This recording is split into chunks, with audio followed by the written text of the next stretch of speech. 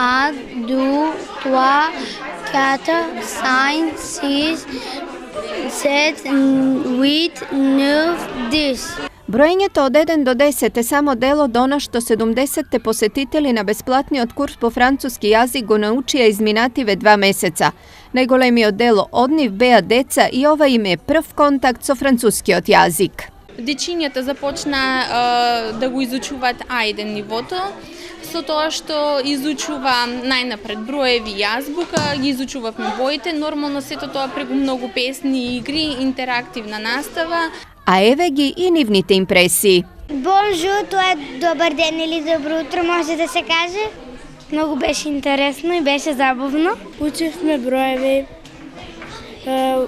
букви. Ки продолжам понатаму да учам, многу е интересно, се забавно. Дел од посетителите беа возрасни луѓе кои после многу време повторно му се враќаат на францускиот јазик. Презадоволен сам, после 30 години во средна школа и основно учев француски, пошто моите ќерки живеат и студираат устари во Швајцарија, француски кантони, сакам да го обновам француски јазик.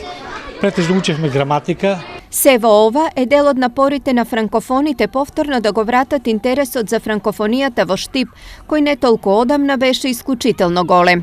Јас се надевам дека направивме добра работа, дека конечно францускиот ќе заживее интересот пред се и понатаму се надеваме дека ќе успееме и овде да заживее пред се француската читална, која што веќе одамна не работи, да ги натераме младите наши да се вратат кон изучувањето на францускиот јазик. Домакин и организатор на курсевите беше Штипската библиотека. Веруваме дека од септември повторно ќе имаме некаква реализација, некакви активности и ова ќе биде еден стабилен чекор за понатаму франкофонијата да си го добие заслуженото место во Штип.